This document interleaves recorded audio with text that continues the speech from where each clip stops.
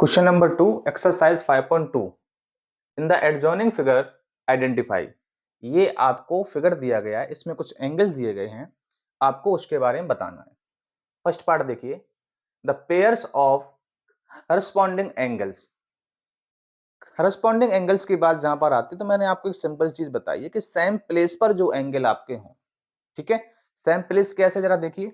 अगर मैं एंगल 4 की बात करूं तो ये इस लाइन के ऊपर है और ये आपकी इस लाइन के इस तरफ है। इसी तरह से एंगल 8 आप देखेंगे, इस लाइन के ऊपर है और इस लाइन के इस तरफ है। तो करस्पॉन्डिंग एंगल का पेयर बनेगा एंगल 4 और आपका एंगल 8, ठीक है। इसी तरह से इसका सेम प्लेस कहां होगा आपका, ये होगा। 2 वाले का 6 होगा और 3 वाले का 7 होगा। यही आपके करस्पॉन्डिंग एंगल्स के पेयर बनेंगे। तो क्या बनेगा जरा देखिए, एंगल 4 एंड एंगल 8, ठीक है। अगला पेयर देखिए, एंगल 1 एंड एंगल 5,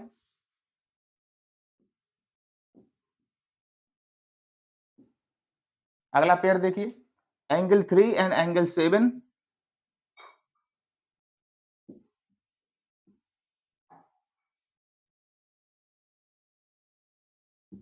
ठीक है।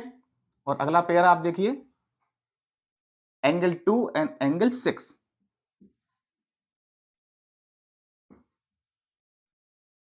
ठीक है। इस तरह से चलिए अगला देखते हैं, the pairs of alternate interior angle. Alternate interior angle, interior का अर्थ ये हुआ कि लाइन के अंदर वाले। तो लाइन के अंदर आप देखिए, इस दो लाइन के अंदर कौन कौन से एंगल हुए आपके, ये एंगल हुए और आपका ये 8-5 एंगल हुए।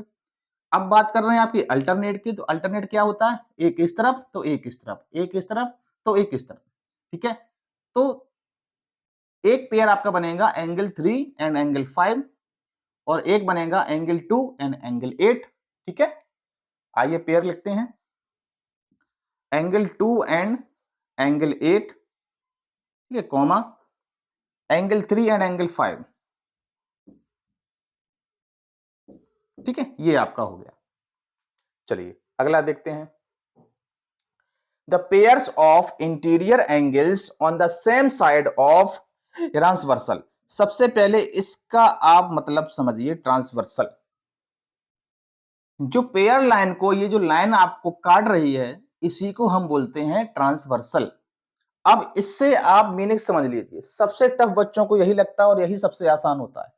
देखिए कैसे, पेयर्स ऑफ इंटीरियर एंगल। अब इंटीरियर देखिए, तो इंटीरियर अभी मैंने आपको बताया था, ये 2, 3 और 8, 5 ये आपके इंटीरियर हुए। Interior angles on the same side, same side होता क्या, ये देखिए, या तो इस तरफ या इस तरफ। सेम साइड आपके हुए 3 और 8 और सेम साइड आपके हुए 2 और 5। तो ये एंगल का पेयर बनता है आपका, ठीक है, द ट्रांसवर्सल। तो इसका एंगल क्या बनेंगे जरा देखिए, एंगल 3 एंड एंगल 8 और एक पेयर आपका बनेगा एंगल 2 एंड एंगल 5, ठीक है। ये आपका बन गया। चलिए ये आपका हो गया। देखिए ये एंगल आपस में इक्वल होंगे। अगर मैं यहां पर लिखूं angle 1 equal to angle 5, angle 3 equal to angle 7 और अल्टरनेट इंटीरियर एंगल भी इक्वल होते हैं, angle 2 equal to angle 8, angle 3 equal to angle 5।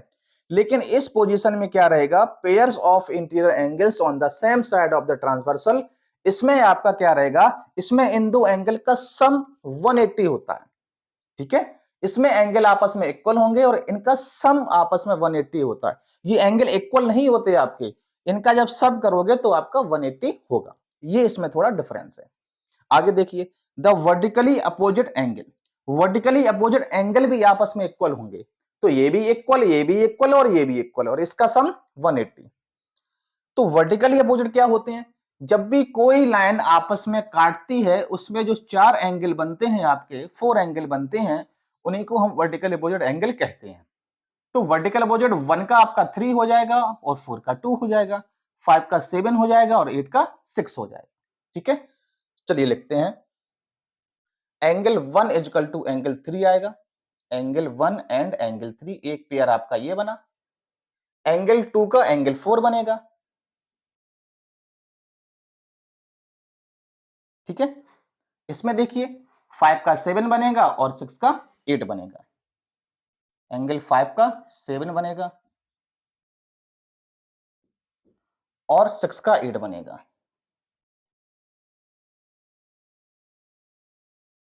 ठीक है। ये आपका हो गया। इस तरह से आप लोग देख सकते हैं कि ये आपके किस तरह से क्वेश्चन थे। उस डायग्राम पर, उस फिगर पर ये क्वेश्चन आपका रिलेटेड था, वो मैंने आपको बता दिया, ठीक है। चलिए फिर से बताता हूं, करस्पॉन्डिंग एंगल इक्वल होते हैं, अल्टरनेट इंटीरियर ये भी इक्वल होते हैं, अपोजिट एंगल जो वर्टिकल अपोजिट एंगल होते हैं वो भी इक्वल होते हैं। बस ये वाला जो आपका रहेगा वो इक्वल नहीं होते, इनका सम 180 का होता है, ठीक है। चलिए ऑल द बेस्ट।